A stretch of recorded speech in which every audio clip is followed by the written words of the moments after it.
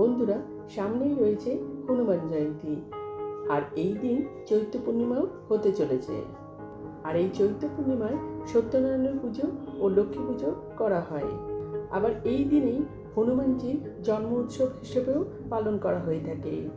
বন্ধুরা, এই ভিডিওতে আমরা জেনে নেব হনুমান জয়ন্তী কবে পড়েছে, চৈত্র পূর্ণিমা তিথি কখন শুরু হচ্ছে, কখন শেষ হচ্ছে, এবং পূর্ণিমার শুভ সময় কখন, গঙ্গা স্নানের সময় কখন থাকছে।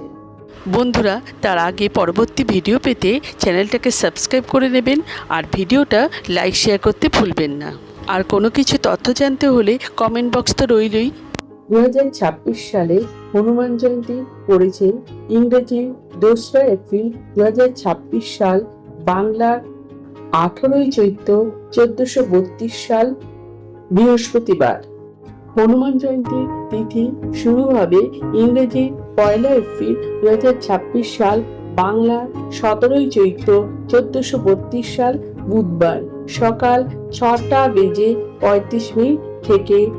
পূর্ণিমা তিথি সমাপ্ত হবে ইংরেজি 2রা এপ্রিল 2026 সাল, বাংলার 18ই চৈত্র 1432 সাল বৃহস্পতিবার সকাল 6:48 পর্যন্ত। উদয় তিথি অনুযায়ী পূর্ণিমার সবচেয়ে শুভ দিন হল ইংরেজি 2রা এপ্রিল 2026 সাল বৃহস্পতিবার। পূর্ণিমার ঋষি পালন হবে ইংরেজি 1 এপ্রিল 2026 সাল বুধবার।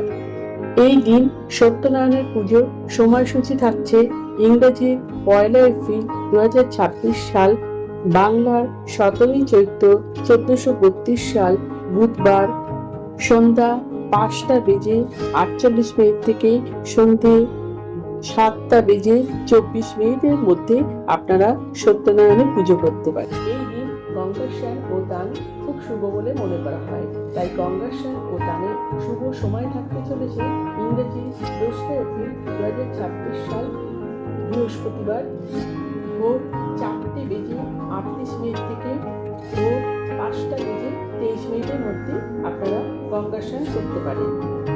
যারা এই দিন হনুমানজির পুজো করবেন তাদের শুভ সময় থাকতে চলেছে সকাল 6:20 থেকে দুপুর 12টার মধ্যে আপনারা হনুমানজির পুজো করে নিতে পারেন। আর এই দিন যারা চৈত্র পূর্ণিমা করবেন তারা নিরামিষ আহার গ্রহণ করবেন।